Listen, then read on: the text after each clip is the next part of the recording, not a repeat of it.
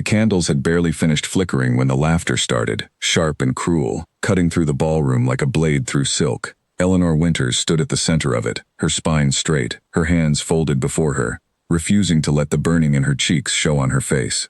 Duke Julian Ashcombe had not meant to humiliate her in front of 200 guests. Or perhaps he had. Eleanor could not decide which was worse. It had begun with a simple correction. The Duke, holding court near the punch table, had been explaining to a cluster of admiring young ladies how the entail on his cousin's estate worked, confidently misquoting the law in a way that would have cost the family a fortune had anyone acted on his words. Eleanor, standing nearby with her father's ledger still fresh in her mind from that very afternoon, had not been able to stop herself. "Forgive me, Your Grace," she had said, her voice carrying just enough to be heard by those closest. "But the entail passes to the nearest male heir only if the current holder dies without issue. If there is a daughter, the estate remains contested until Parliament rules. I believe your cousin's solicitor would tell you the same." The silence that followed had lasted only a heartbeat, but it had felt like an hour. Julian Ashcombe was not a man accustomed to being corrected, least of all by a woman in a 5-year-old gown standing at the edge of a ballroom, a woman whose name he had needed to be reminded of twice that evening. His jaw had tightened. His eyes, gray and cold as a winter sky, had swept over her with the particular contempt reserved for those who dared to be right when he was wrong. "How extraordinary," he had said, loud enough now for half the room to hear, "that Miss Winters knows the law better than my own solicitor. Tell me, Miss Winters, do you also manage your father's accounts, mend his shirts, and negotiate with his creditors? You seem a woman of many unfortunate talents." Laughter rippled through the crowd, the easy, thoughtless laughter of people who had never once worried about a ledger or a candle burned too low to save on wax. Eleanor felt the heat rise in her chest, but she did not look away from him. "As it happens, Your Grace, I do manage the accounts. Someone must, when the men in a household are too occupied with more entertaining pursuits." A few gasps. A few smothered smiles from people who enjoyed watching a duke lose his footing more than they enjoyed his company. Julian's expression hardened further, and he stepped closer, close enough that only those nearest could hear the words that would follow him through every drawing room in London by the end of the week. "I pity the man who marries her," he said, and though his voice had dropped, it was pitched with the precision of a man who wanted to be quoted. "A wife who corrects her husband in public, who keeps her own accounts, who speaks when she ought to smile. God help the poor fool who takes on such a burden." He turned and walked away before she could answer, his friends trailing after him with barely concealed amusement, and Eleanor was left standing alone in the middle of the ballroom floor, the object of every curious glance, every whispered word behind a fan. She did not cry. She had promised herself long ago that she would never cry in front of people who wanted to see her break, and so she lifted her chin, thanked her hostess for a lovely evening far earlier than was polite, and walked out into the cold night air with her back straight and her hands trembling only once she was safely inside the carriage. The house she returned to was smaller than it had once been. 3 years ago, the Winters family had occupied a comfortable townhouse with a full staff and a stable of fine horses. Now they kept one aging housekeeper, a single carriage horse, and a set of rooms that grew colder every winter, because there was less and less coal to spare. Her father, once a respected barrister, had fallen ill 2 years past, his mind and body weakening together, leaving Eleanor to manage what remained of their finances, their reputation, and their hope. She found him awake when she entered his study, sitting by a low fire with a blanket over his knees, his eyes brighter than they had been in weeks. "You're home early," he said, his voice thinner than she remembered it being in her childhood, but still warm. "Was the ball not to your liking?" "It was tolerable," she said, settling into the chair beside him and taking his hand. She would not tell him what had happened. He had enough to worry over without adding a duke's cruelty to the list. "Eleanor." Her father's grip tightened slightly.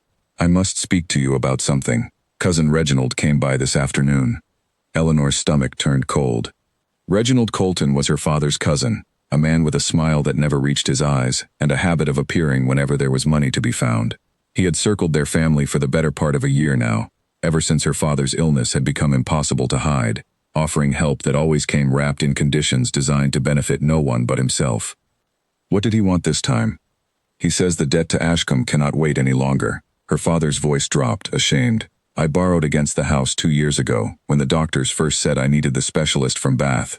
I never told you the lender's name. I did not want you to worry." "The house is mortgaged to the Duke of Ashcombe?" Eleanor's voice came out sharper than she intended, disbelief and dread tangled together. "Not directly. Through his estate manager, a man named Pratt. But yes. The note comes due within the month, and I have not the means to pay it. And Reginald says that if we default, the Duke's men will have every right to take the house, and Reginald has offered to buy the debt himself, in exchange for— Her father's eyes fell to his lap. In exchange for your hand, Eleanor. He wishes to marry you. The fire popped in the grate. Somewhere outside, a carriage rattled over the cobblestones. Eleanor sat very still, feeling the walls of her life narrowing around her with each word her father spoke. I will not marry Reginald Colton, she said finally, quiet but absolute. I told him the same. But Eleanor, if we cannot pay the debt and cannot accept his offer, I do not know what becomes of us. I am too weak to fight this properly. I have failed you. You have not failed me. She pressed his hand between both of hers, forcing steadiness into her voice that she did not entirely feel. We will find another way. I promise you that. That night, long after her father had fallen into an uneasy sleep, Eleanor sat at the small writing desk in her room and went through the household accounts by candlelight for the third time, searching for some overlooked sum, some forgotten asset, anything that might save them. There was nothing. The numbers told the same grim story no matter how many times she added them. She thought, with a bitterness that surprised her, of the Duke's words in the ballroom. I pity the man who marries her. He had spoken of her as though she were a burden to be avoided, a curiosity to be laughed at, never once imagining that within a fortnight his own name would be tied to hers in a manner far more binding than gossip. 3 days later, a letter arrived at the house, sealed with a crest Eleanor recognized instantly, the same crest that had glinted on the Duke's signet ring as he had turned his back on her in the ballroom. She broke the seal with hands that did not shake, though her heart pounded as she read the contents. The letter was not from the Duke himself, but from his solicitor, requesting that Mr. Winters and his daughter attend a meeting at Ashcombe House regarding the outstanding debt secured against their property. The tone was formal, businesslike, giving nothing away, but Eleanor understood at once that whatever waited for them at that meeting would decide the entire shape of their future. She dressed carefully the next morning, choosing her plainest gown, refusing to give the Duke the satisfaction of thinking she had dressed to please him. Her father, too unwell to travel far, insisted on accompanying her regardless, leaning heavily on his cane as they climbed into the hired carriage. Ashcombe House rose before them like something out of a fever dream, its stone facade cold and imposing even in the pale morning light. A footman led them through corridors lined with portraits of stern-faced ancestors, into a study where the Duke himself stood waiting, along with a gray-haired solicitor holding a leather folder of papers. Julian Ashcombe did not smile when he saw her. If anything, his expression grew more guarded, as though he too understood that something significant was about to change between them. Miss Winters, he said, with a small formal bow. Mr. Winters, please, sit. Eleanor remained standing a moment longer than necessary, meeting his eyes directly, refusing to let him see even a flicker of the fear churning beneath her calm exterior. Then she sat, straight-backed, waiting to hear exactly how deep the trap had been laid, and whether there was any way at all to climb free of it before it closed around her for good. The solicitor, a thin man named Pratt with ink-stained fingers, cleared his throat and opened his folder. The matter concerns a note of £900, secured against the property at Fenwick Street, taken out 2 years past in the name of Mr. Winters. The note falls due in 21 days. Failure to settle the debt in full will result in the forfeiture of the property to the Ashcombe estate. Eleanor's father shifted in his seat, his hands trembling faintly on the head of his cane. Your Grace, I had hoped, given my long acquaintance with your late father, that some arrangement might be reached. An extension, perhaps. Julian's gaze flicked toward the older man, and for a moment something almost like sympathy crossed his features before it vanished behind the same cool composure he wore like armor. My father is dead, Mr. Winters, and I am not in the habit of extending debts out of sentiment. Business is business. Then we have nothing further to discuss, Eleanor said, rising before she had fully decided to do so, anger sharpening her words. You have made your position perfectly clear, Your Grace, both here and in front of half of London 3 nights ago. Something shifted in his expression at that, a flicker of surprise, perhaps even discomfort, quickly smoothed away. Sit down, Miss Winters, I have not finished. She did not sit. Then finish standing, sir, and let us be done with this humiliation. A long, taut silence stretched across the room. Pratt glanced nervously between the Duke and the furious young woman before him, clearly unaccustomed to witnessing anyone speak to his employer in such a manner. Julian's jaw worked once, as though he were chewing on a retort he had decided not to voice. There is another possibility, he said instead, his voice quieter now. One that would satisfy the debt entirely and secure your father's home beyond question. Eleanor's heart stilled. And what possibility is that, Your Grace? He did not answer immediately. He walked to the window instead, his hands clasped behind his back, looking out over the gardens as though the words cost him something to speak aloud. When he finally turned back to face her, his expression had lost none of its coldness, but there was something else beneath it now, something that looked almost like resignation. Marriage, he said, to me. The word hung in the air between them like smoke that refused to clear. Eleanor stared at the Duke, certain she had misheard him, though the ringing silence in the room told her otherwise. Marriage, she repeated, her voice flat with disbelief. To you. I understand the proposal is not romantic, Julian said, returning to his desk and resting his palms flat against its surface, as though he needed something solid to hold on to while he explained himself. But it is practical. I hold your father's debt. If we marry, the debt is settled as a matter of family, not business, and the house remains yours. In exchange, I require a wife who can manage a household competently, who will not embarrass me at social functions, and who understands that this arrangement is a transaction and nothing more. You mock me in front of the entire ton, tell every soul in that ballroom that you pity the man foolish enough to marry me, and 3 days later you offer for my hand yourself. Eleanor's laugh came out sharp and disbelieving. Forgive me, if I fail to see the logic in that, Your Grace. The words were unkind, I will not pretend otherwise. Something flickered across his face, gone before she could name it. But they do not change the fact that you are, by every account I have gathered, a woman capable of running an estate. My own aunt has managed my household since my mother's death, and her health is failing. I need someone who can take on those duties without requiring instruction. You clearly possess the intelligence for it, whatever else I said in a moment of wounded pride. Her father, silent through this exchange, leaned forward now, his voice trembling with something between hope and disbelief.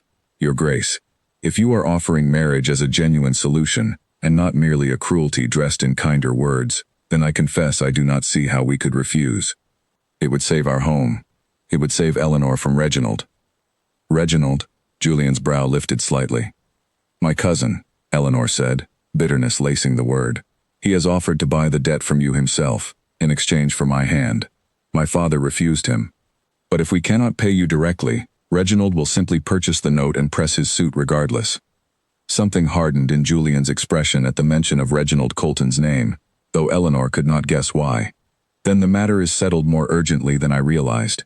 I will not sell the note to your cousin, and I would prefer, Miss Winters, that you consider my offer with clear eyes rather than desperation. This will not be an affectionate union. I offer you security, a title, and my word that you will never again be spoken of the way I spoke of you 3 nights ago, publicly or privately. Beyond that, I promise nothing.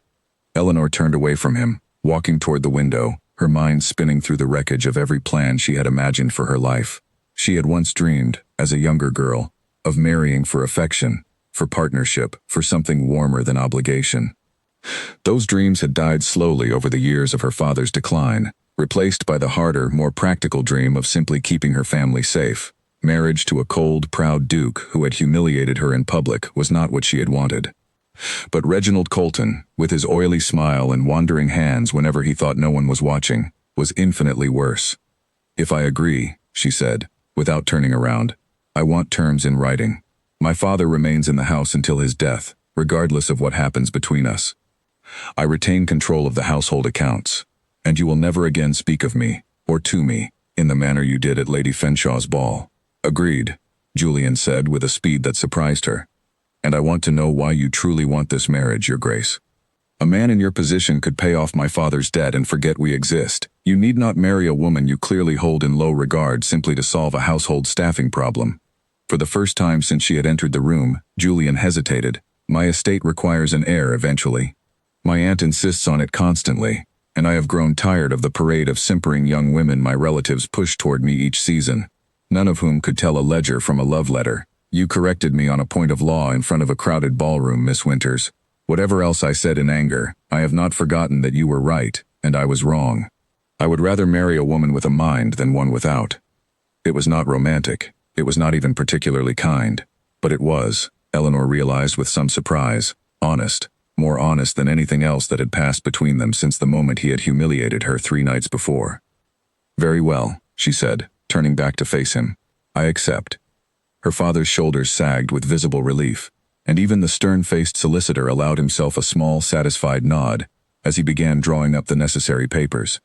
Eleanor watched the Duke's face as the arrangement solidified into something real, searching for triumph, for smugness, for any sign that he considered himself the victor in whatever game he believed they were playing. She found none of it, only a strange, guarded stillness, as though he too understood that he had just altered the course of his life in ways he could not fully predict. The wedding was set for Friday, a bare 5 days away, arranged with a haste that scandalized the household staff and set tongues wagging across every drawing room in London before the ink on the marriage license had even dried. Word spread quickly, as it always did, and by the second day Eleanor could not walk into a shop without catching whispered fragments of her own story being reshaped into gossip. They say he offered for her out of guilt, she overheard one woman murmur to another outside the milliner's shop. After what he said at Fenshaw's ball. Imagine, marrying the very woman you humiliated. I heard it was her father's debt, came the reply. The Duke holds the mortgage on their house. Poor girl had no choice at all. Eleanor kept her chin lifted and her pace steady, refusing to let the whispers slow her steps, though each one landed like a small stone against her composure. She had grown skilled, over the years of her family's decline, at appearing unbothered by things that wounded her deeply. It was, perhaps, the only inheritance her circumstances had left her. Reginald Colton called on the house the following afternoon, his face flushed with an anger he did not bother to disguise. Eleanor received him in the small parlor, standing rather than sitting, unwilling to give him the comfort of a lengthy visit. You would marry him, Reginald said without preamble. The very man who called you a burden in front of all of London, rather than accept my offer, made with genuine affection. Your offer, Reginald, was made with genuine interest in my father's remaining property, not affection for me.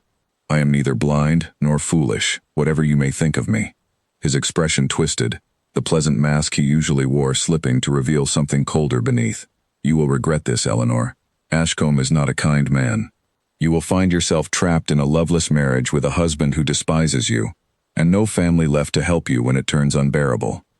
I would rather be trapped in a loveless marriage with a man who despises me than married to a man who would have sold my father's house out from under him the moment it suited you, Eleanor replied evenly.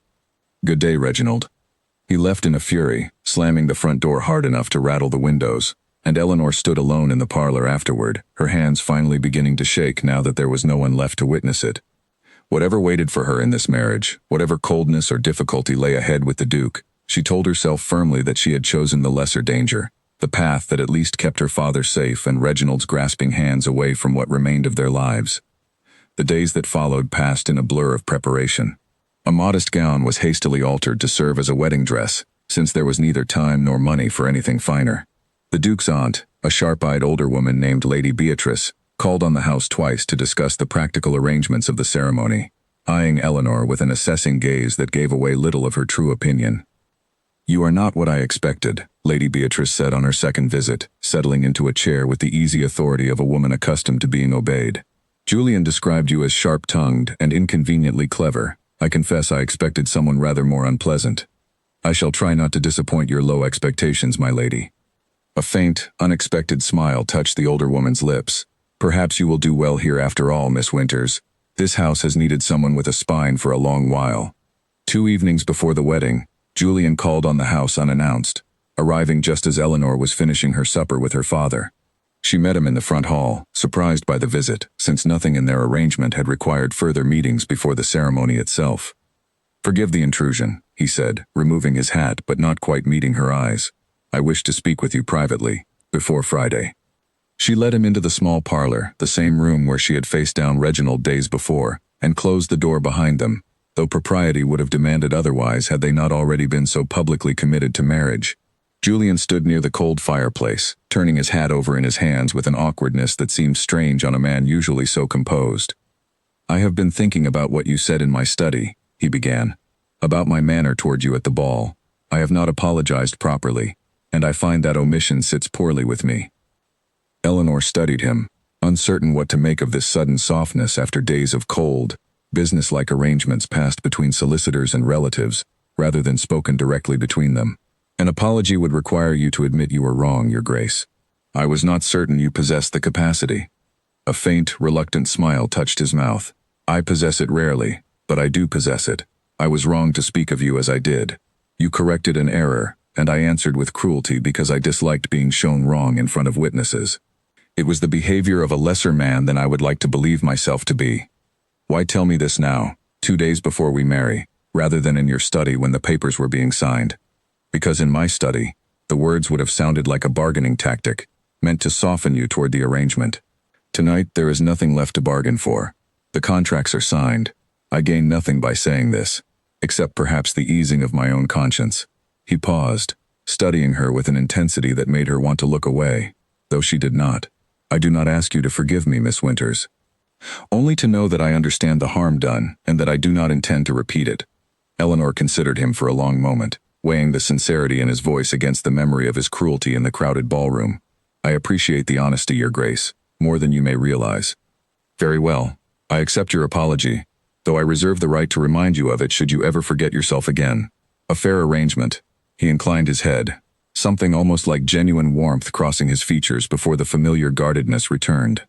There is one further matter. My aunt informs me the household staff are anxious about the change of mistress.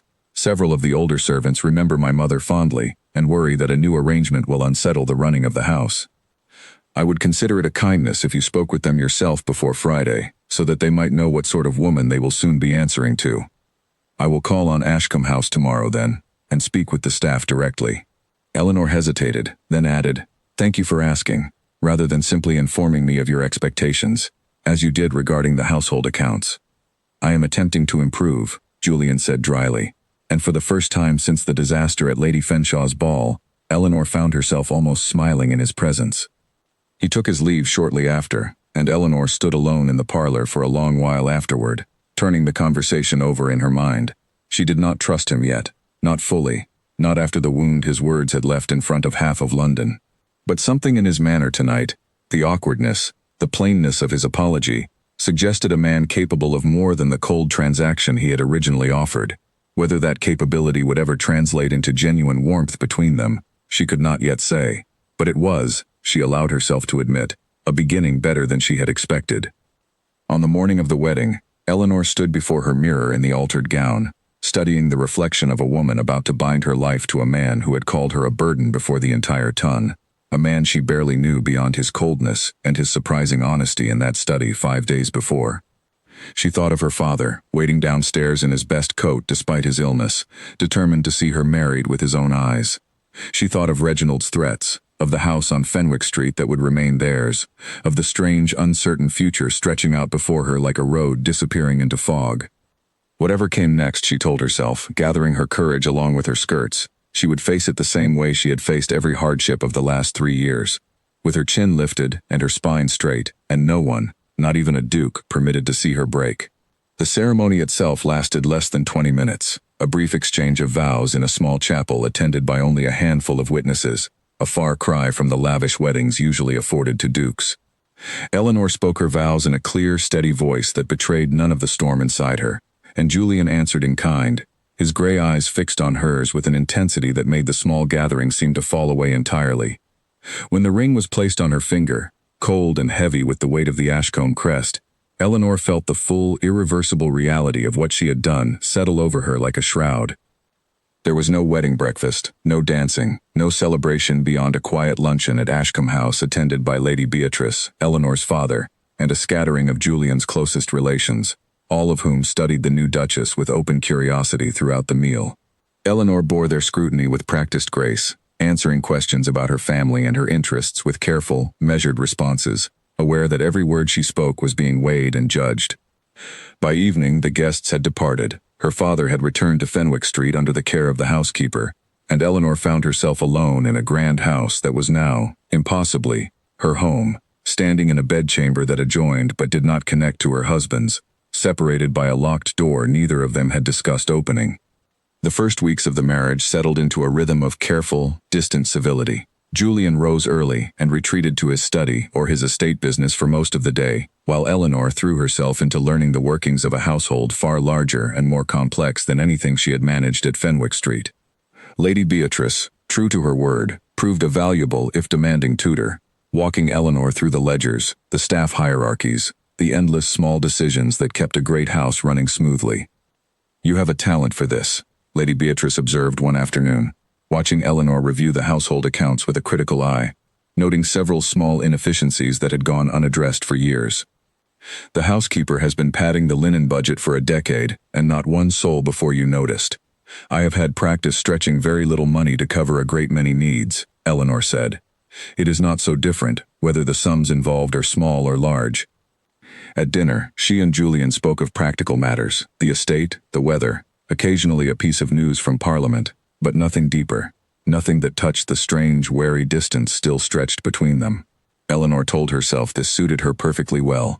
She had not married for warmth. She had married for security, for her father's safety, for freedom from Reginald Colton's grasping ambitions, and if her husband preferred cool civility to genuine companionship, then so be it. And yet, she found herself noticing things about him that contradicted the cold, arrogant man who had humiliated her at Lady Fenshaw's ball. He was patient with the elderly groundskeeper who moved slower each year, but refused to retire. He read to his young cousin, a boy of 8 who came to stay during his mother's illness, with a gentleness Eleanor had not expected from a man so guarded in his own affairs. He never once, in those early weeks, spoke a harsh word to any servant in the house, no matter how small the mistake. 3 weeks into the marriage, an incident occurred that shifted something between them for the first time. Eleanor had been invited, along with Julian, to a dinner hosted by Lord and Lady Fenshaw, the very hosts whose ball had begun this entire strange chapter of her life. She had dreaded the invitation, certain that the gathered guests would delight in scrutinizing the new Duchess of Ashcombe, watching for cracks in a marriage everyone assumed had been born of scandal and obligation rather than affection. Her fears proved well-founded. Midway through the evening, as the guests mingled before dinner was served, a sharp-tongued woman named Lady Dunmore cornered Eleanor near the drawing-room fireplace, her smile pleasant but her words carefully aimed. "How fortunate you are, Duchess, to have secured such a match, given your family's circumstances. I confess I was quite astonished when the news broke. One does wonder what persuaded His Grace to overlook your rather modest connections." "I imagine His Grace found my company preferable to the alternative," Eleanor replied evenly, refusing to let the barb land visibly. "Oh, I am certain he did, my dear, though one cannot help but recall his words at this very house not 2 months past. Such a memorable turn of phrase. I pity the man who marries her, was it not? And now here you stand, his wife. Life does deliver its little jokes." Eleanor felt the old humiliation rising in her chest, hot and sharp, but before she could formulate a reply, Julian's voice cut across the conversation, calm and cold and utterly unmistakable in its authority. "Lady Dunmore," he said, appearing at Eleanor's side with a smoothness that suggested he had heard every word. "I did indeed speak those words, and I have regretted them every day since. My wife corrected an error I made regarding a point of law, and rather than thank her for saving me from a costly mistake, I responded with unforgivable rudeness. I have apologized to her privately, and I am glad of this opportunity to say publicly that the fault was entirely mine, and that any man fortunate enough to call Eleanor his wife should count himself among the luckiest men in England." The room, which had been listening with the particular attentiveness of guests hungry for gossip, fell into a startled silence. Lady Dunmore's smile faltered, her carefully aimed barb having found no purchase against the Duke's unexpected defense. "How gallant, Your Grace," she managed finally, retreating with what grace she could muster. Eleanor stood beside her husband, stunned into silence herself, unable to reconcile this public defense with the cold, distant man she had shared a dinner table with for 3 weeks, without more than polite conversation passing between them. When Lady Dunmore had drifted away and the surrounding guests had returned to their own conversations, Eleanor turned to Julian, searching his face for some explanation. "You did not have to say that," she said quietly. "I meant every word." His gray eyes held hers, steady and unflinching. "I have watched you these past weeks manage a household that has confounded 3 previous housekeepers, charm my most difficult relations, and bear the whispers of London with more grace than I have ever managed myself. I was wrong about you, from the very first moment, Eleanor, and I find I am tired of pretending otherwise."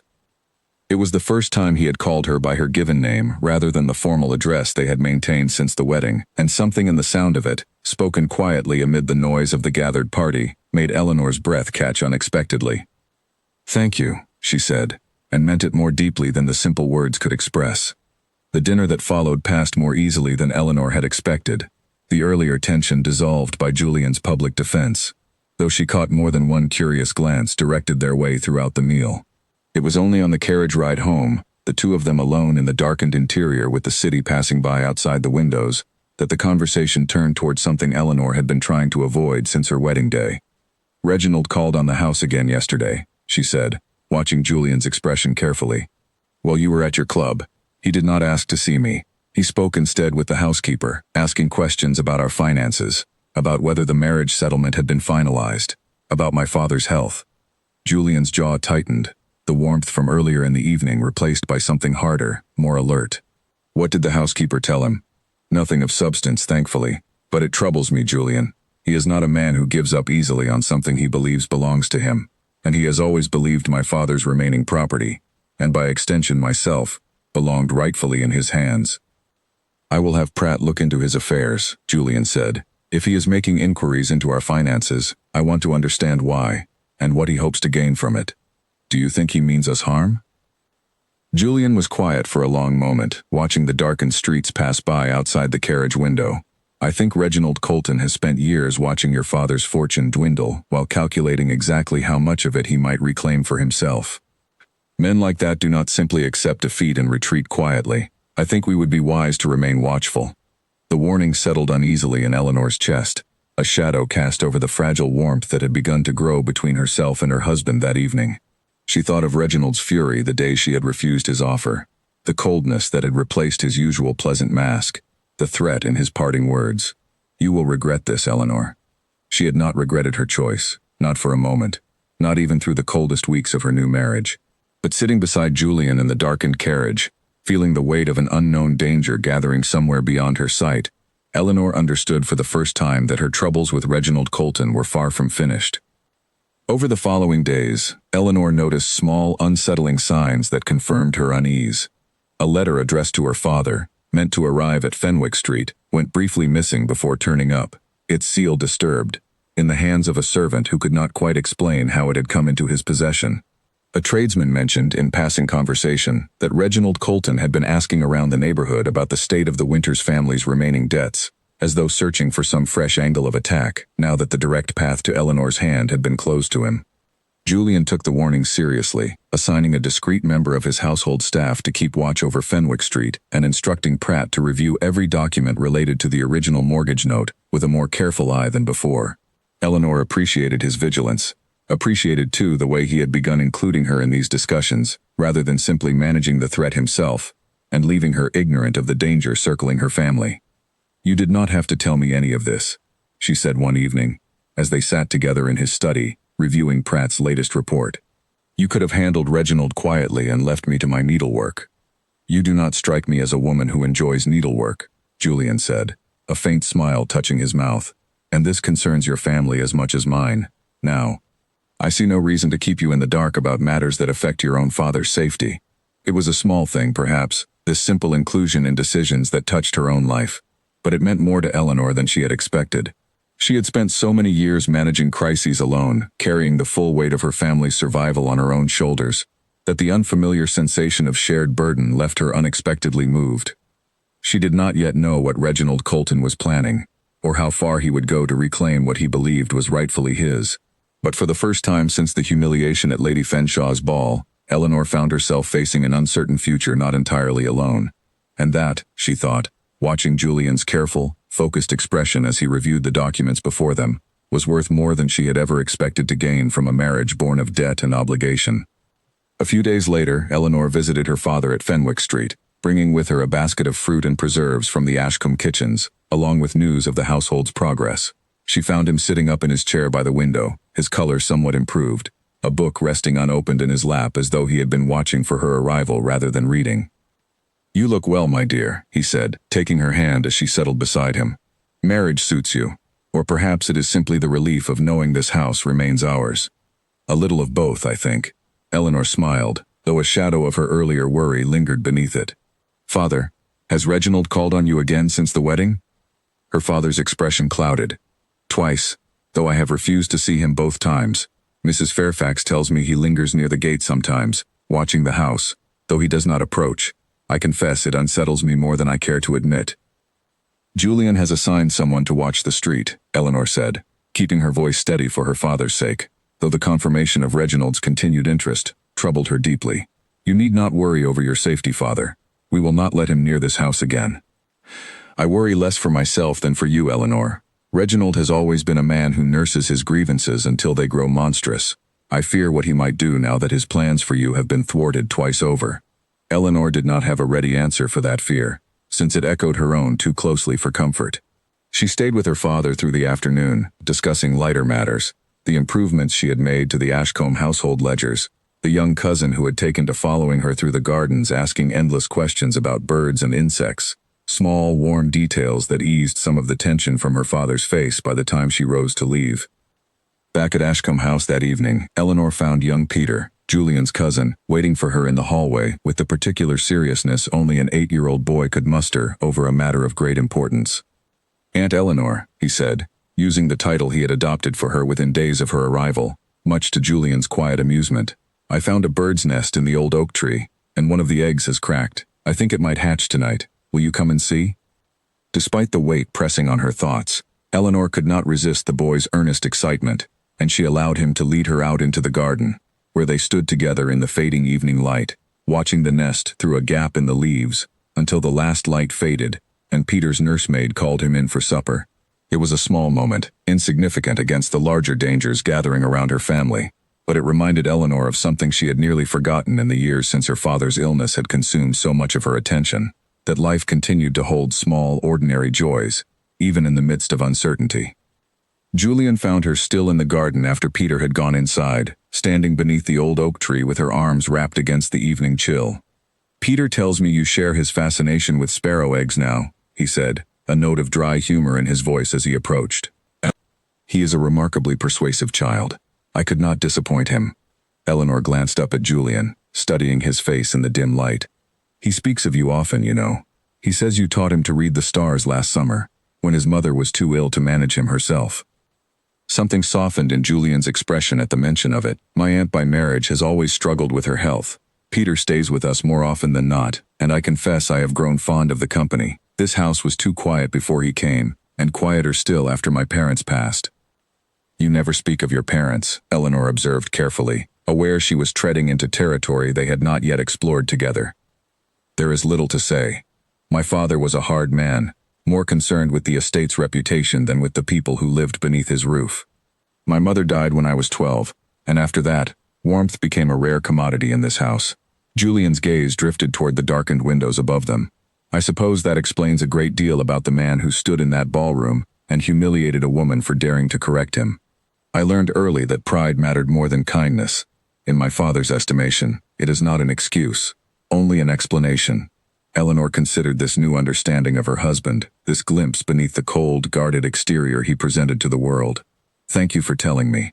I begin to understand you a little better, Your Grace. Julian, he corrected softly. If we are to share confidences beneath old oak trees, I think we may dispense with titles, at least when we are alone. Julian, then, she agreed, and found herself smiling despite the shadow of Reginald's continued threats hanging over the evening. For a moment, standing together in the darkening garden, the danger gathering somewhere beyond their sight felt distant, and the strange, unexpected warmth growing between them felt like the only thing that mattered. The moment did not last. As they turned to walk back toward the house, a servant hurried out to meet them, her face pale with alarm. Your Grace, she said, addressing Julian with visible distress. A message has arrived from Fenwick Street. Mrs. Fairfax says a man was seen trying the study window after dark. She has sent for the constable, but she thought you should know at once. Eleanor's heart lurched painfully in her chest. My father, is he safe? Mrs. Fairfax says he is unharmed, my lady, only shaken. The man fled before anyone could see his face clearly. Julian's expression hardened into something cold and dangerous, all the earlier warmth vanishing beneath a fierce, protective anger that Eleanor had not yet seen from him. Have the carriage brought round immediately. We leave for Fenwick Street within the quarter hour. As the household sprang into motion around them, Eleanor felt the fragile peace of the evening shatter entirely, replaced by the cold certainty that whatever Reginald Colton was planning, he had grown tired of waiting, and the danger she had feared for weeks had finally begun to close in around the people she loved most. The carriage ride to Fenwick Street felt endless, though it lasted scarcely 20 minutes. Eleanor sat rigid beside Julian, her hands clenched together in her lap, her mind racing through every terrible possibility of what they might find upon arrival. Julian said little, but he reached over once, midway through the journey, and covered her clasped hands with his own, a small, steadying gesture that Eleanor clung to as the streets rattled past outside the window. They found her father sitting in the parlor when they arrived, wrapped in a blanket, his face pale but his composure largely intact, with Mrs. Fairfax hovering nearby and a young constable taking notes by the light of a single lamp. Eleanor rushed to her father's side, kneeling beside his chair and taking his hands in hers. "Father, are you truly unharmed?" "Shaken more than hurt," he assured her, though his voice trembled slightly. "I heard a noise at the study window and went to investigate, thinking perhaps a branch had come loose in the wind. Instead, I found a man's face pressed against the glass, trying the latch. He fled the moment I called out, before I could see him clearly." "Did you notice anything about him at all?" Julian asked, his voice carefully controlled despite the fury simmering visibly beneath his composed exterior, his build, his clothing, anything that might identify him. Her father considered this, brow furrowed in concentration. "Tall, I think, and well-dressed, not the manner of a common thief. He wore a dark coat and moved with the ease of a man familiar with these streets. Beyond that, I fear the darkness and my own fright have left my memory unreliable." The constable, a young man named Fletcher, closed his notebook with a look of frustrated helplessness. "Without a clearer description, Your Grace, I fear we have little to go on beyond a report of attempted entry. I will have a man watch the street through the night, but I cannot promise more than that with the information available." After the constable departed, Julian insisted that Mr. Winters return with them to Ashcombe House for the remainder of the night, a suggestion Eleanor's father initially resisted before exhaustion, and the lingering fear in his eyes persuaded him to accept. By the time they had settled him into a guest chamber and the household had finally quieted, the hour had grown very late, and Eleanor found herself too unsettled to seek her own bed. She found Julian in his study instead, staring at a spread of documents across his desk, his expression tight with concentration. "You should be resting," he said, without looking up as she entered. "So should you." She settled into the chair across from his desk, studying the papers spread before him. "What are you looking for?" "Every document related to your father's original debt, and every piece of correspondence Pratt has gathered regarding Reginald's recent inquiries into your family's finances." Julian pushed a stack of papers toward her. "I want to understand what he hopes to gain, now that marriage to you is no longer an option available to him." Eleanor sifted through the documents, her exhaustion momentarily forgotten as her mind turned to the practical puzzle before her. "He cannot inherit my father's property directly, not while I live, and father remains his rightful heir presumptive only through a distant connection. Unless," she paused, a chill working through her as a new possibility occurred to her. "Unless he means to have my father declared incompetent to manage his own affairs. If father's mind were judged unsound, a court might appoint a guardian to manage his remaining property, and as his nearest male relative, Reginald could petition for that role himself." Julian's expression darkened as the implications settled over him. "That would explain his questions to your housekeeper, his interest in your father's health and financial state. He is building a case, gathering evidence to present before a magistrate. And frightening father, perhaps hoping to provoke some visible confusion or distress that could be used as evidence of an unsound mind." Eleanor's stomach turned at the thought of Reginald's cruelty, dressed up as concern for her father's welfare, when in truth it was nothing more than a calculated scheme to seize what remained of the family's property. "We must find a way to stop him before he can bring such a petition before a court." "We will," Julian said, with a certainty that steadied something anxious in Eleanor's chest. "I have connections among the magistrates who would recognize Reginald's scheme for the transparent greed it represents, provided we can present clear evidence to counter whatever false narrative he intends to construct. Pratt has already begun gathering statements from those who can attest to your father's continued soundness of mind." Over the following days, the household at Ashcombe fell into a new, watchful rhythm. Julian arranged for a physician of unimpeachable reputation to examine Mr. Winters and provide a written assessment of his mental faculties, a precaution against whatever medical claims Reginald might attempt to manufacture. Eleanor spent hours each day with her father, both for the comfort of his company and to ensure his continued welfare could not be credibly disputed by anyone seeking to paint him as neglected or unstable. It was during this period of heightened vigilance that Eleanor and Julian grew genuinely close for the first time, their shared purpose stripping away the last vestiges of the cold formality that had marked the early weeks of their marriage. They spent evenings together in the study, reviewing evidence and discussing strategy, and Eleanor found herself increasingly drawn to the quiet intelligence and fierce protectiveness her husband revealed beneath his guarded exterior. One evening, as they worked late reviewing a stack of correspondence Pratt had gathered from acquaintances of Reginald's, Julian set down his papers and studied Eleanor across the desk, with an expression she had not seen from him before. "I find myself grateful," he said slowly, "for the circumstances that brought us together, however poorly they began. I do not think I would have known you otherwise, not truly, and I have come to value your company more than I expected to when I first proposed this arrangement." Eleanor felt warmth spread through her chest at his words, unexpected and welcome after weeks of careful, guarded distance between them. "I confess I have come to feel the same, Julian, though I would not have believed it possible the night you humiliated me at Lady Fenshaw's ball." "I think of that night often," he admitted, "and wish I could undo the harm my pride caused you, but I cannot regret the marriage that followed, whatever its unfortunate beginning." "Nor can I," Eleanor said softly, and meant it more deeply than she had expected to, given everything that had passed between them since that first cruel evening. The growing warmth between them did not slow the danger gathering around her father, however. A week after the attempted break-in at Fenwick Street, Pratt arrived at Ashcombe House with troubling news, his usually composed manner rattled by what he had discovered. "Reginald Colton has retained a solicitor," he reported, laying a folder of documents before Julian and Eleanor in the study. "A man of questionable reputation named Grimshaw, known for handling cases others consider too disreputable to touch.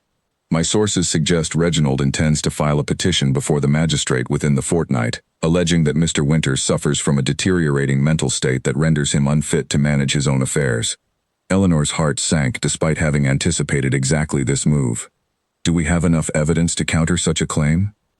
"We have the physician's assessment, statements from several longtime acquaintances of your father, attesting to his continued soundness of mind, and records showing that you have managed the family accounts competently since his illness began, which should undermine any claim of neglect or mismanagement."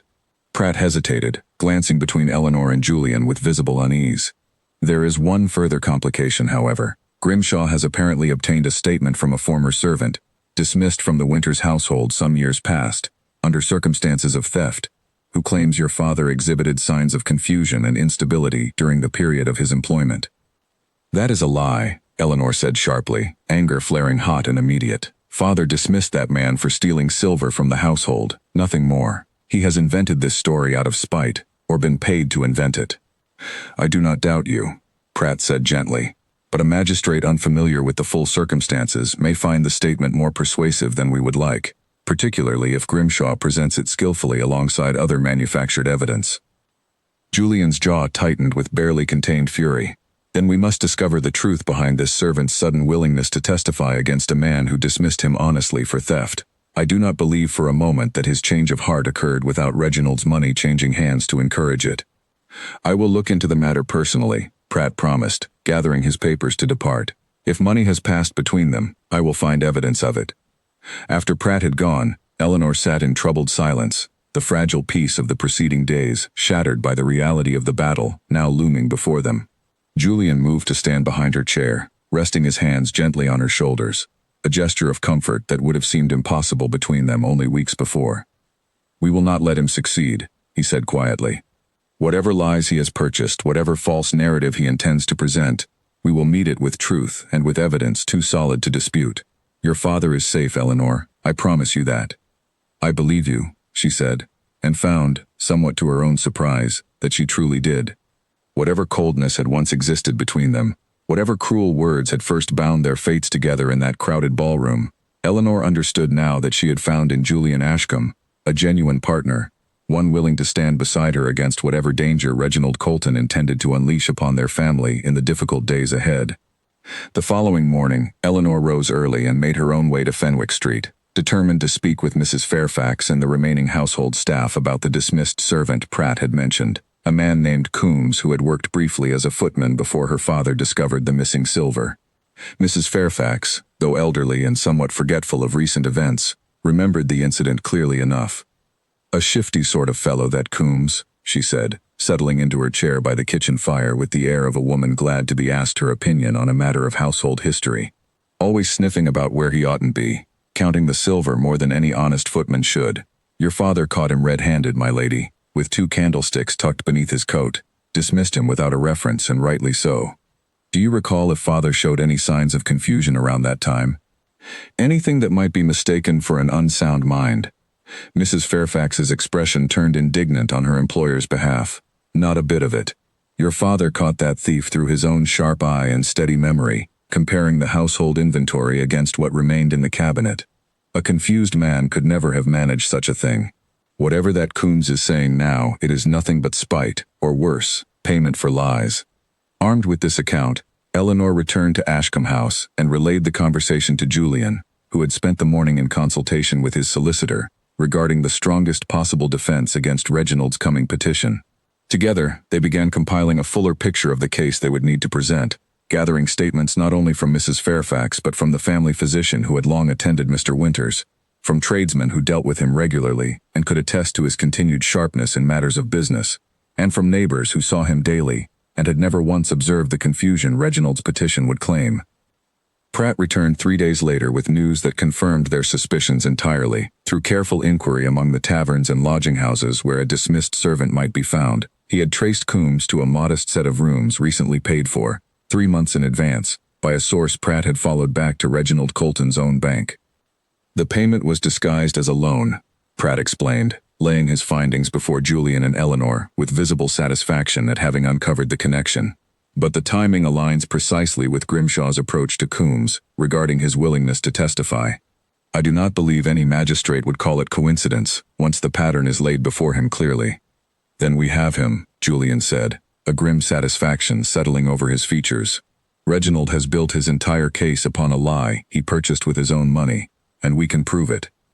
Eleanor felt a cautious hope stirring in her chest, for the first time since the frightening night at Fenwick Street.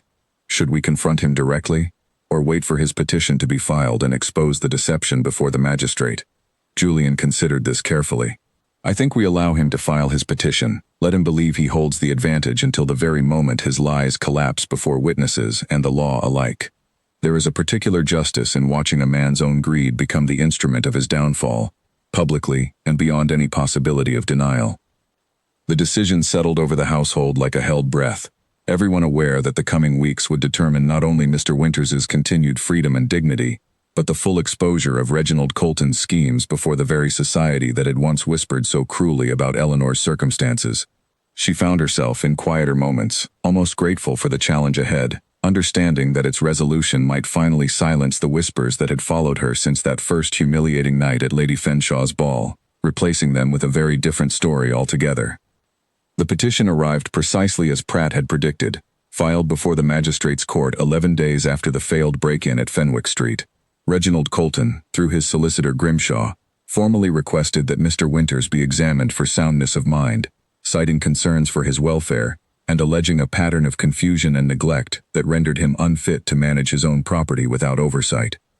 The petition named Reginald himself as the appropriate guardian to assume responsibility for those affairs, should the magistrate find in his favor. Eleanor read the document twice over, her hands trembling with barely restrained fury at the audacity of Reginald's claims, each carefully worded sentence twisting genuine facts into a false narrative, designed to serve his own greed. The petition cited her father's illness, framed his careful, considered decisions as evidence of confusion, and included, exactly as Pratt had warned, a sworn statement from the dismissed servant Coombs, describing fabricated incidents of forgetfulness and disorientation that had never occurred.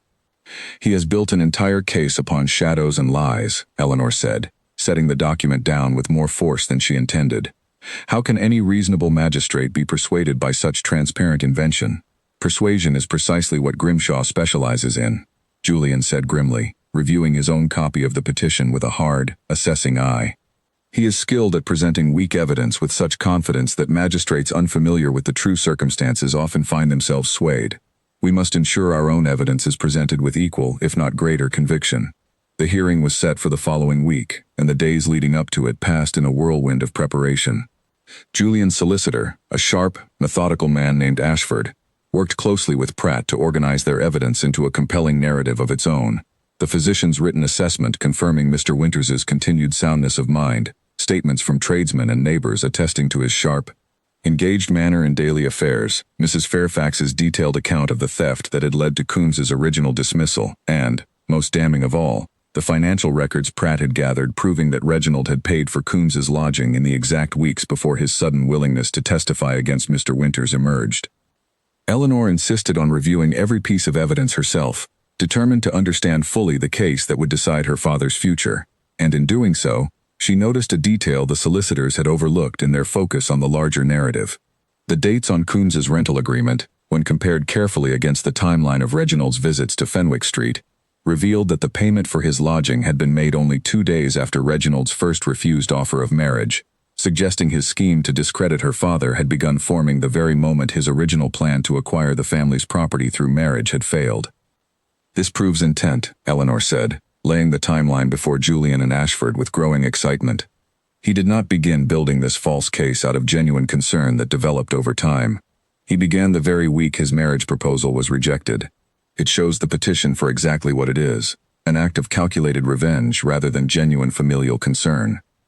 Ashford studied the timeline with visible appreciation for the sharpness of Eleanor's observation.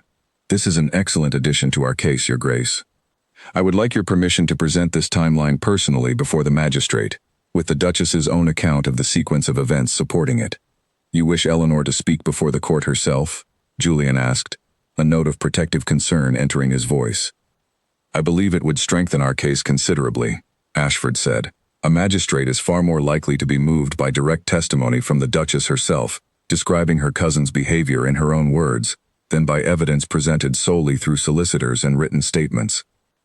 Eleanor felt a flutter of nervousness at the prospect, remembering all too vividly the humiliation of standing exposed before a crowded ballroom months before. But this, she reminded herself, was different. This was not cruel gossip meant to wound her, but truth meant to protect her father, and she found within herself a steady resolve that overcame her earlier apprehension. "I will speak," she said firmly. "Whatever it takes to see Reginald's lies exposed and my father protected, I am willing to stand before the magistrate and tell the truth of what has happened."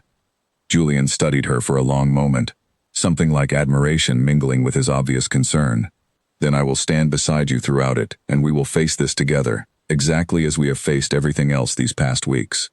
The morning of the hearing arrived cold and gray, fitting weather for the confrontation that awaited them.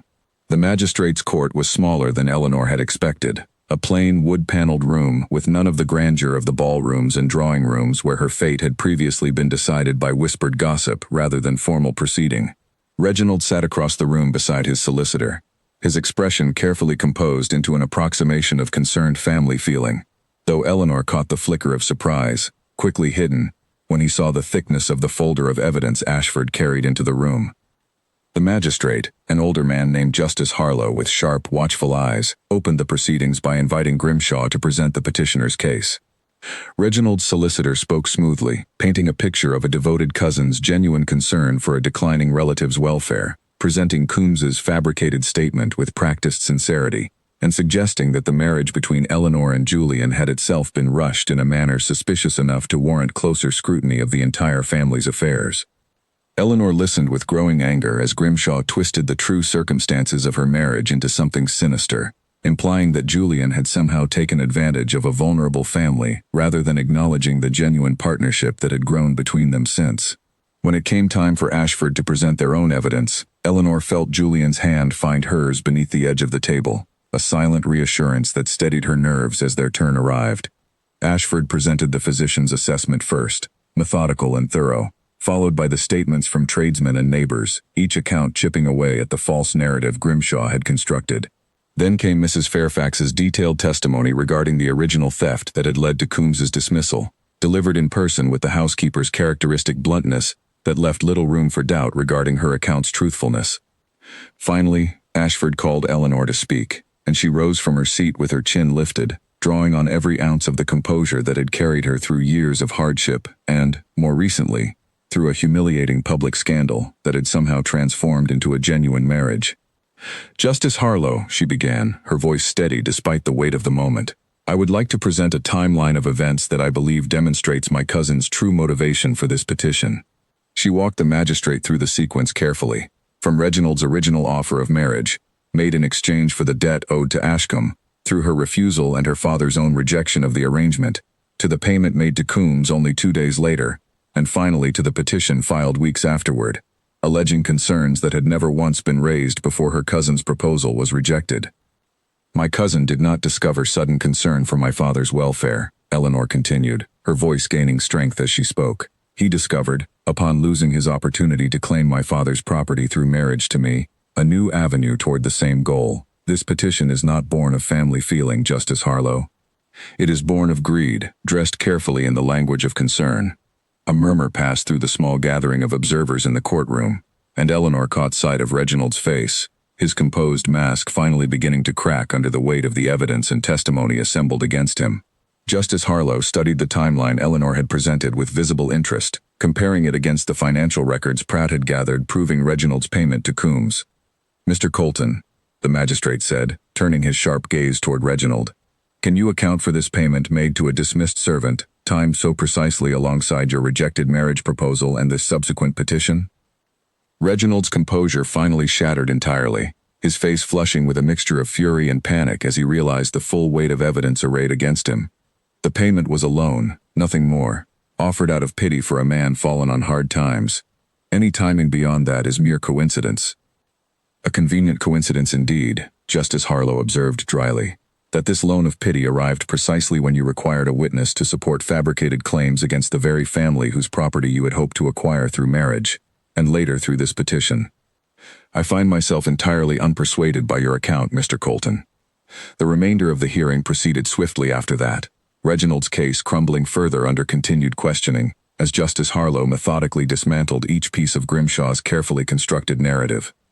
Coombs himself, called to testify, faltered badly under direct questioning about the timing and nature of his sudden allegations, eventually admitting, in a stumbling red-faced confession, that Reginald had indeed paid him to fabricate the entire account of Mr. Winters's supposed confusion.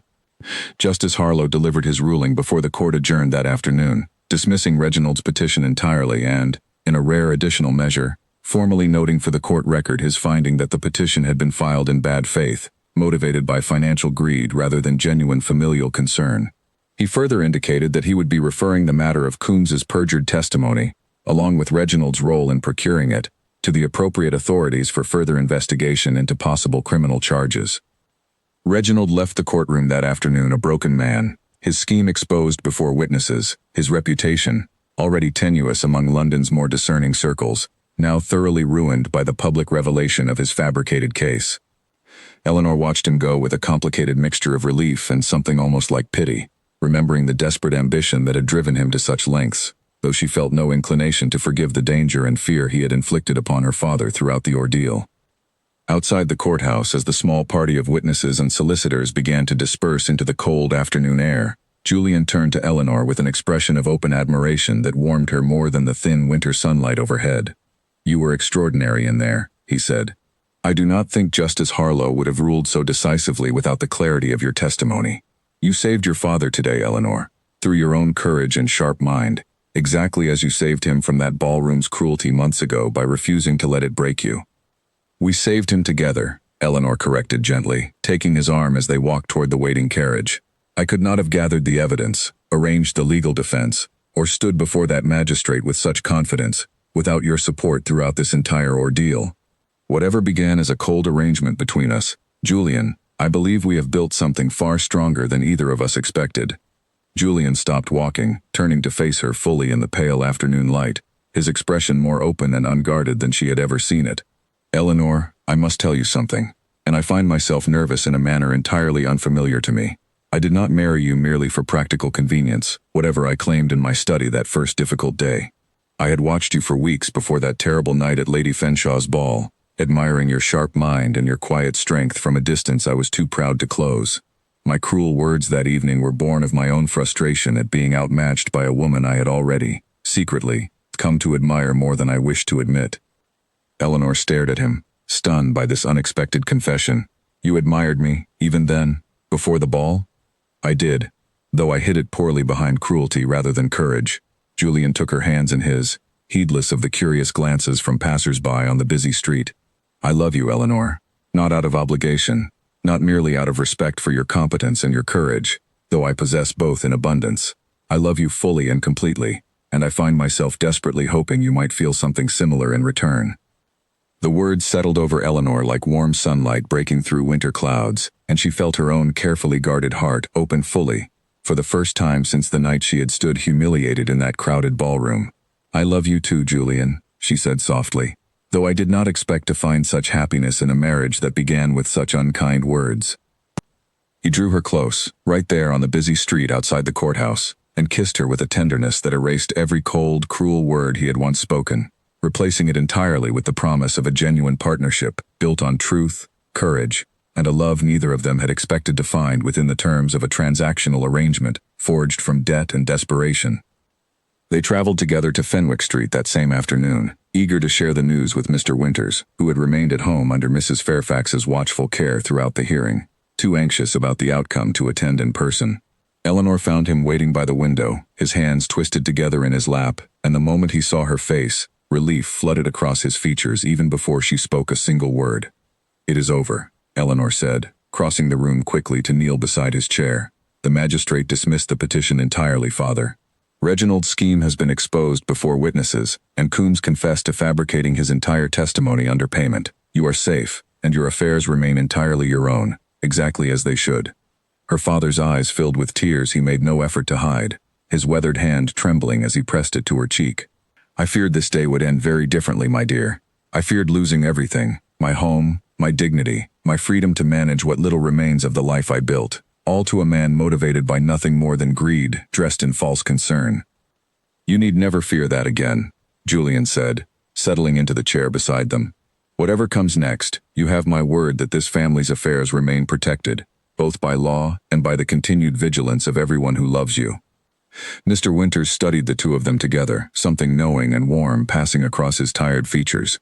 "You have grown close these past weeks, in ways I did not fully anticipate when I first agreed to this arrangement out of desperate necessity rather than hope for genuine happiness." "We have," Eleanor confirmed, glancing at Julian with a soft smile that betrayed the fullness of her feelings. "What began as an arrangement born of debt and cruel words has become something I treasure more than I ever expected, Father. I believe I have found, in Julian, a partner I could not have imagined possible only months ago." "Then perhaps," her father said, his voice thick with emotion, "some good has come from this terrible ordeal after all, beyond simply the preservation of this house and my own freedom. I could not have hoped for a better outcome for you, Eleanor, whatever fears I carried when this arrangement first began." They stayed with Mr. Winters through the evening, sharing a quiet supper together as a family, for the first time since the wedding, the earlier tension of the hearing gradually giving way to genuine celebration. Mrs. Fairfax outdid herself with a modest but delicious meal, and even the housekeeper's usually reserved manner softened into visible relief and joy at the day's outcome. As the evening wound toward its close and Julian went to arrange the carriage for their return to Ashcombe House, Eleanor lingered a moment longer with her father, holding his hand in the quiet study where this entire journey had begun, months before, when Reginald's threat had first forced her toward a marriage she had never anticipated wanting. "I am proud of you," her father said softly, "for the courage you showed today, and for every difficult decision you have made these past years to keep this family safe. I know I have not always been able to protect you as a father should. My illness took that ability from me long before I wished to relinquish it. You have given me everything I needed, Father," Eleanor said, pressing a gentle kiss to his weathered hand. "Your love, your trust, and the strength of character you instilled in me long before illness ever entered our lives. Whatever courage I found today, I found it because you taught me, through your own example, what it means to face hardship without losing one's dignity." Word of Reginald's disgrace spread through London society, with the same swift efficiency that had once carried news of Eleanor's ballroom humiliation from drawing room to drawing room. But this time the whispers carried a very different tone, filled not with mockery but with a kind of scandalized admiration for the young duchess who had stood before a magistrate and dismantled her cousin's scheme through sharp intelligence and unshakable composure. Eleanor found, in the days that followed, that the very same society that had once laughed at Julian's cruel words now spoke her name with genuine respect, a transformation she had never expected but welcomed all the same.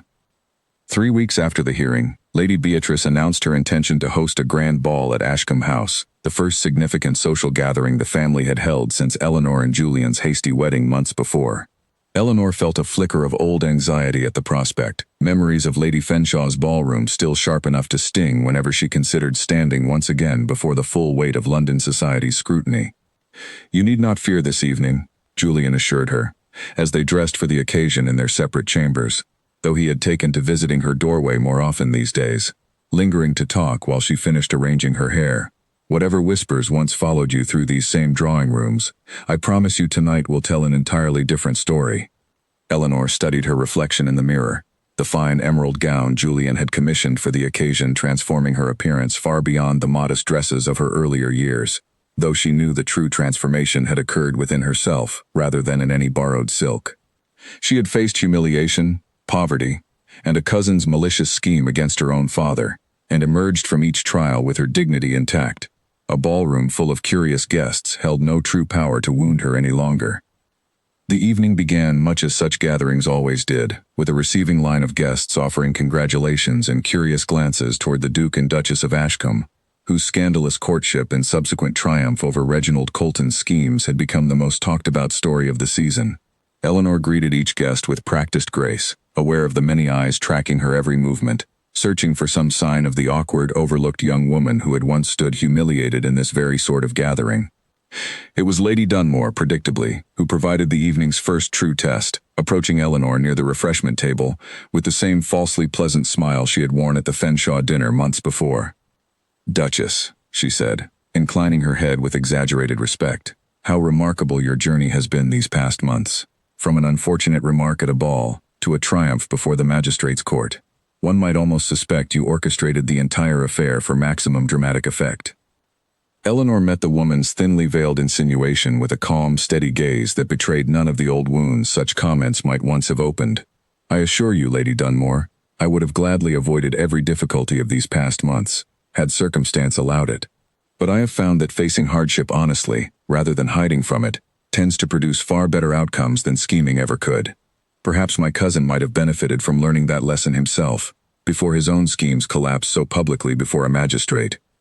A ripple of amused agreement passed through the small group of guests who had gathered close enough to overhear the exchange, and Lady Dunmore's smile faltered noticeably, unable to find purchase against Eleanor's unshakable composure. She retreated shortly after, offering only a stiff nod, before moving toward less challenging conversation elsewhere in the crowded room. Julian appeared at Eleanor's side moments later, having witnessed the exchange from across the room, his expression warm with unmistakable pride. "You handled that beautifully. I do not think Lady Dunmore will trouble you again this evening, or perhaps ever." "I find I no longer fear her words, or anyone else's," Eleanor said, genuine surprise, coloring her own realization as she spoke it aloud. "I spent so many years afraid of gossip, afraid of judgment, afraid of what people might say about my family's declining circumstances. But standing before that magistrate, defending my father with nothing but truth and evidence, taught me something I had not fully understood before. Words only wound when we allow them the power to do so." As the evening progressed, Eleanor found herself approached by numerous guests, eager to offer genuine congratulations rather than veiled barbs, their earlier mockery replaced by evident respect for the young woman who had weathered public humiliation and private danger alike with such remarkable grace. Even those who had once whispered most cruelly about her circumstances now seemed eager to claim some small acquaintance with the Duchess whose story had captivated London's imagination. Midway through the evening, as the orchestra paused between sets and guests mingled freely across the ballroom floor, Julian requested silence from the gathered company, standing at the center of the room with Eleanor's hand held firmly in his own. A hush fell over the crowd, curious as to what announcement the Duke intended to make.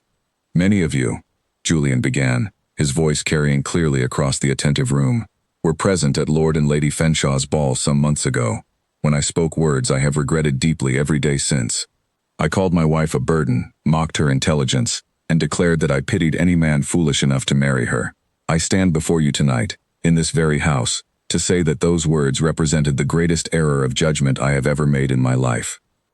Eleanor felt the weight of every eye in the room upon her, but for the first time since that terrible night at Fenshaw's ball, she felt no shame in the attention, only a quiet pride at the man standing beside her, willing to publicly correct the cruelty he had once inflicted upon her. "Eleanor has proven herself time and again to be the most capable, courageous, and intelligent woman I have ever known," Julian continued. "She corrected an error I made regarding a point of law, and rather than thank her, I responded with unforgivable cruelty. She defended her father against a scheme designed to destroy his dignity and steal his remaining property, facing down a magistrate's court with more composure than many men twice her age could muster. She has managed this household with a skill that has earned the respect of every servant beneath this roof. And she has earned, above all else, my complete and unwavering love." A soft murmur of approval swept through the gathered crowd, and Eleanor felt tears threatening at the corners of her eyes, though she blinked them back, unwilling to let even happy tears fall before so many witnesses. "I do not pity the man who married Eleanor Winters," Julian said, his voice growing stronger, more certain with each word. "I consider myself the luckiest man in England to call her my wife, and I would ask every soul gathered here tonight to join me in recognizing the remarkable woman she has proven herself to be, whatever unkind words once followed her through these same rooms." Applause broke out across the ballroom, genuine and warm, and Eleanor found herself surrounded by well-wishers for the remainder of the evening, the last lingering shadows of her earlier humiliation, finally, fully dispelled by her husband's public declaration. Lady Beatrice, watching from near the refreshment table with unmistakable satisfaction, caught Eleanor's eye across the crowded room and offered a small, approving nod, as though confirming that her earlier assessment of the new Duchess had been entirely correct. Later that evening, as the ball began to wind down and guests slowly departed into the cold night air, Eleanor found a quiet moment alone with Julian near the same window where he had first proposed their transactional arrangement months before. The room felt different now, transformed not by any change in its physical appearance but by the vast distance they had traveled together since that difficult first meeting. "Do you remember," Eleanor said softly, watching the last carriages depart down the drive, "how frightened I was, standing in your study, certain you offered marriage only out of cold calculation?" "I remember," Julian said, drawing her close against his side. "I was frightened too, though I hid it far less gracefully than you managed to hide your own fear. I had convinced myself that a marriage built on practical necessity was the safest arrangement I could hope for, having watched my own parents' cold, distant union throughout my childhood. I never expected to find genuine love within such an arrangement." "Nor did I," Eleanor admitted. "I expected, at best, civility, and prepared myself for a lifetime of quiet loneliness disguised as respectable marriage. Instead, I found a partner who defended me before a hostile society, who fought alongside me to protect my father, and who has shown me a tenderness I never anticipated from the man who once called me a burden before half of London." Julian turned to face her fully, cupping her face gently in his hands. "That man is gone, Eleanor, burned away by every day I have spent learning to know you properly. I love you completely, without reservation, and I intend to spend the rest of my life proving that love to you, in every way I am capable of, for as long as we both shall live." He kissed her then, tender and certain, sealing a promise that had grown slowly from the ashes of public humiliation into something far stronger and more genuine than either of them had dared hope for when their unusual arrangement first began. Outside, the last of the ball's guests departed into the London night, carrying with them a new story to share throughout the drawing rooms and ballrooms of the coming weeks, no longer a tale of cruel mockery and desperate necessity, but one of genuine love found in the most unexpected of circumstances. Before the last guests had departed the ball entirely, Mr. Winters himself arrived, having insisted on attending the later portion of the evening despite Eleanor's gentle protests about overtaxing his health. He found his daughter near the grand staircase, glowing with a happiness that transformed her entire bearing, and he studied her for a long moment before speaking. "I have not seen you look so radiant since you were a small girl, dancing about the garden without a single worry in the world," he said, taking her hands in his own weathered grip. "This marriage has given you back something I feared illness and hardship had taken from you forever." "It has given me far more than I ever expected, Father," Eleanor said, glancing toward Julian, who stood in quiet conversation with Lady Beatrice nearby, but kept a watchful, tender eye on his wife across the room. "I only wish you could have been spared the fear Reginald caused you these past months. That is the one shadow I cannot fully forgive, whatever grace I have found for the rest of it. Fear passes, my dear, when it is met with courage such as yours. I have watched you grow into a woman I could not be prouder of, through every hardship these past years have brought us. Whatever came before, I find myself grateful now for the strange path that led you here." Her father's eyes crinkled with warmth as he glanced toward Julian. "He treats you well?" "He treats me as an equal partner in every sense," Eleanor confirmed. "I could not have imagined such happiness. Not on that terrible night when he first spoke those cruel words about me before all of London. Sometimes," her father said thoughtfully, "the harshest beginnings give way to the sweetest endings, provided both parties possess the character to grow beyond their earlier failings. I believe you have found such a match in Julian, whatever doubts I carried when this arrangement first began." Lady Beatrice joined them shortly after, her sharp eyes softened by evident affection as she regarded the small family gathering. "I confess, Mr. Winters, I had my own doubts when Julian first proposed this arrangement to me. I feared he sought only a convenient wife to manage his household, without regard for genuine compatibility or happiness. I am pleased to say I have rarely been so glad to be proven wrong in my assessment of a situation. You were quite stern with me during those early weeks, Lady Beatrice, Eleanor said, smiling at the memory of the older woman's initial skepticism. I confess I was rather intimidated by your scrutiny. Intimidation builds character, my dear, and you clearly possessed sufficient character to withstand it admirably. Lady Beatrice's expression grew more serious. I have managed this household since Julian's mother passed, watching him grow increasingly guarded and distant with each passing year, burying whatever warmth he once possessed beneath layers of duty and pride. I did not think any woman would manage to reach him again, not after the coldness his father instilled so thoroughly. You have given me back the nephew I feared I had lost entirely to grief and obligation. The words moved Eleanor deeply, offering a fuller picture of the transformation Julian had undergone since their unusual courtship began, a transformation she had witnessed firsthand, but had not fully understood until hearing it confirmed by someone who had known him since childhood. She glanced across the room to where Julian stood, catching his eye, and the warm smile he offered in return confirmed everything Lady Beatrice had described. As the final guests departed and the household staff began the quiet work of restoring order to the ballroom, Eleanor walked with her father to his waiting carriage, grateful for his improved strength that allowed him to manage the short journey without excessive difficulty. I will call on you tomorrow, she promised, embracing him gently before he climbed into the carriage. Rest well tonight, father. The worst of our troubles are behind us now, truly and completely. I believe you, he said, settling back against the carriage cushions with a contented sigh. Good night, my dear Duchess. I could not be prouder of the woman you have become. News of Reginald Colton's fate reached them a few days later, delivered by Pratt with the same careful thoroughness he brought to every matter concerning the family's welfare. Facing formal charges related to Coombs's perjured testimony, and having exhausted what remained of his own modest fortune paying for Grimshaw's failed defense, Reginald had quietly departed London for a distant relations estate in the north, his reputation too thoroughly ruined to maintain any standing among the society he had once hoped to exploit. Coombs, for his part, received a lighter sentence in exchange for his full confession, though his prospects for future employment among any respectable household remained bleak at best. I find I feel no satisfaction in his ruin, Eleanor admitted to Julian, upon hearing the full account of her cousin's fate. Only relief that he can no longer threaten my father's safety or peace of mind.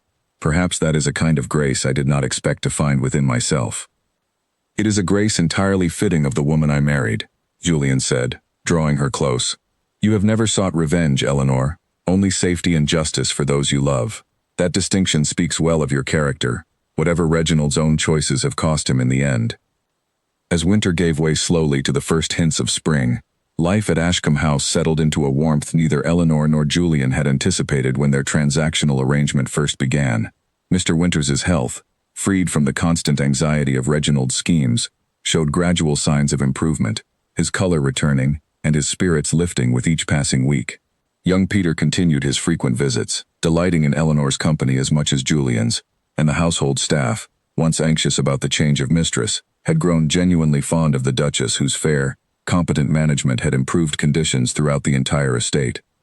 Eleanor often thought back, in quiet moments, to that terrible night at Lady Fenshaw's ball, the humiliation and fear that had marked the beginning of this unexpected journey. She could not have imagined, standing alone and mocked in the center of that crowded ballroom, that the very man who had wounded her so publicly would become the partner who stood beside her through every subsequent trial, who defended her before hostile society, who loved her with a completeness she had never dared hope to find. What had begun as cruel words spoken in wounded pride had transformed, through courage, honesty, and shared struggle, into a love story neither of them would have believed possible on that first difficult night, but one that now defined the very foundation of their shared future together. A year had passed since the night Julian stood before their gathered guests and reversed the cruel words he had once spoken about his wife, and Ashcombe House had transformed in ways neither of them could have fully predicted on that difficult first evening.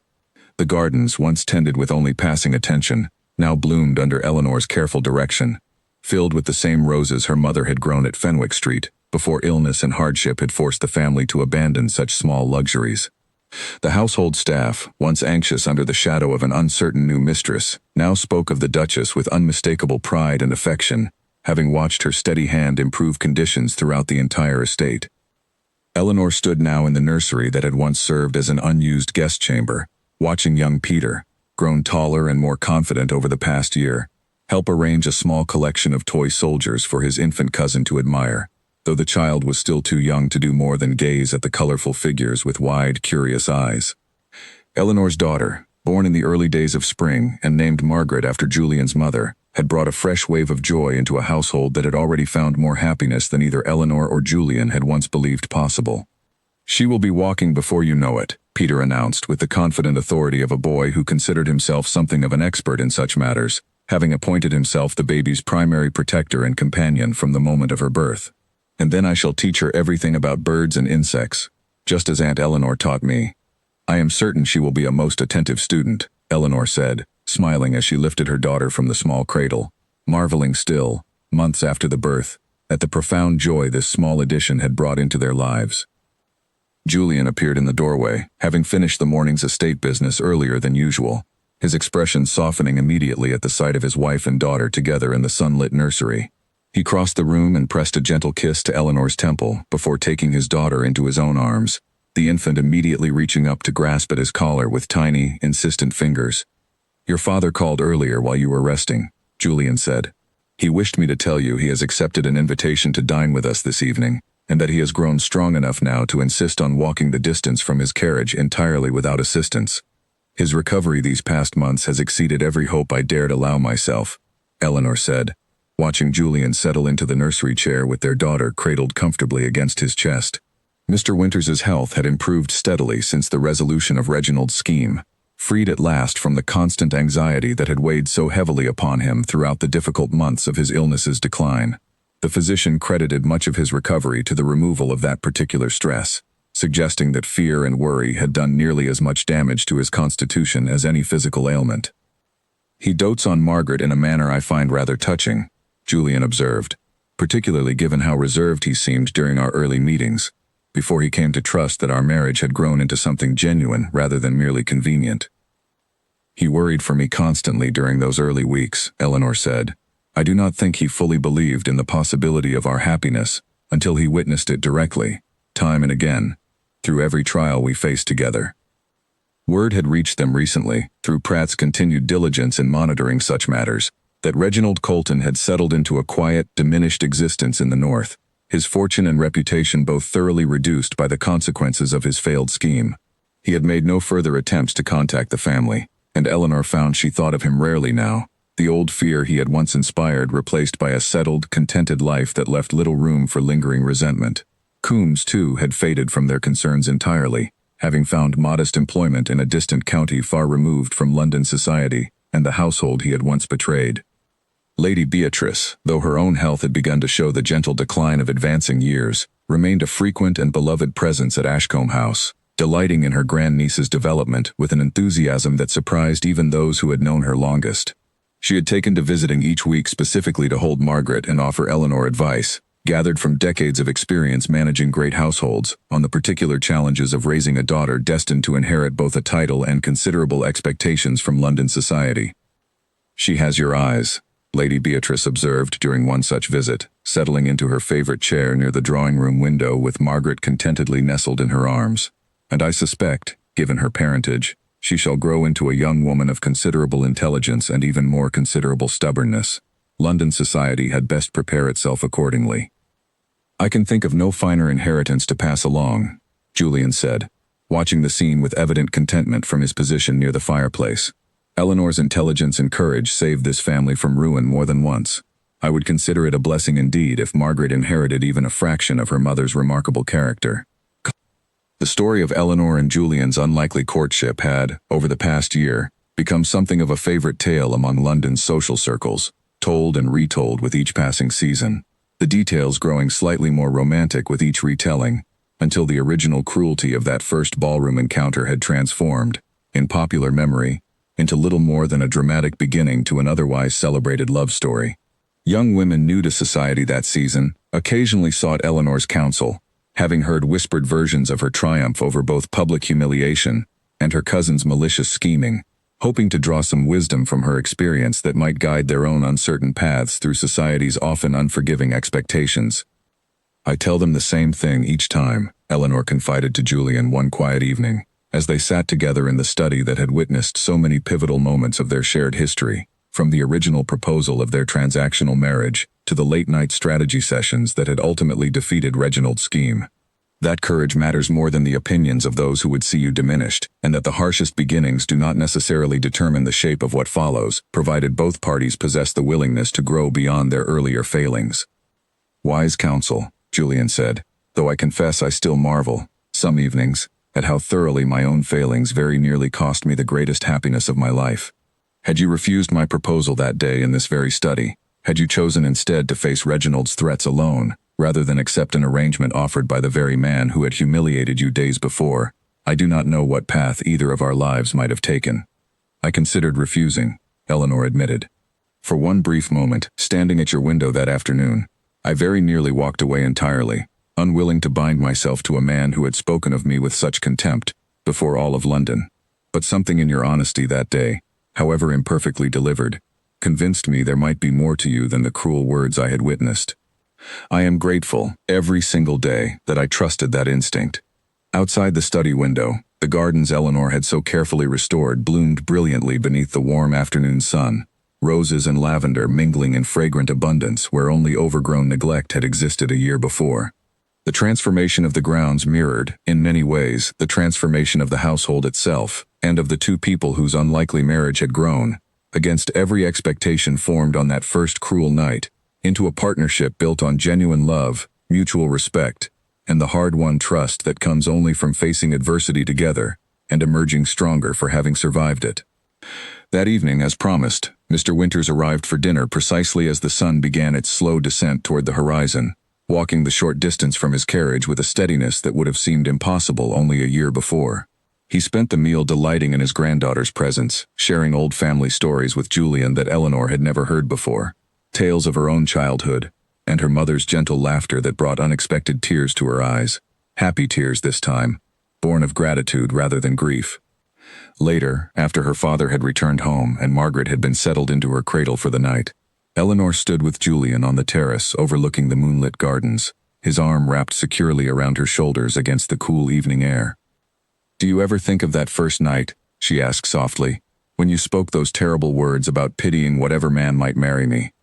"Often," Julian admitted, "not with shame alone anymore, though shame remains a part of it, but with a strange kind of gratitude as well. That cruel moment, however painful, set us upon the path that led us here, to this garden, this house, this daughter sleeping peacefully upstairs, and this love I never expected to find within a marriage born of debt and desperate necessity." "I feel the same," Eleanor said, resting her head against his shoulder as they watched the stars emerge slowly across the darkening sky. "Perhaps that is the truest lesson of everything we have endured together. That even the harshest, most humiliating beginnings can give way to something extraordinary, provided we possess the courage to grow beyond them, and the wisdom to recognize genuine goodness when it finally reveals itself beneath even the coldest exterior." Julian turned to face her fully, cupping her face gently in his hands beneath the soft glow of moonlight. "I love you, Eleanor Ashcombe, more completely today than I believed possible on the day I first proposed our arrangement, and I suspect I shall love you even more tomorrow, and every day that follows, for as long as we both shall live." He kissed her then, beneath the stars scattered across the vast London sky, sealing a promise that had grown, through courage and honesty and shared struggle, from the ashes of a single cruel remark, into a love story that would be told and treasured for generations to come. A testament to the truth that even the harshest words spoken in a moment of wounded pride cannot always predict the depth of devotion that follows when two hearts prove willing to overcome their most difficult beginnings together.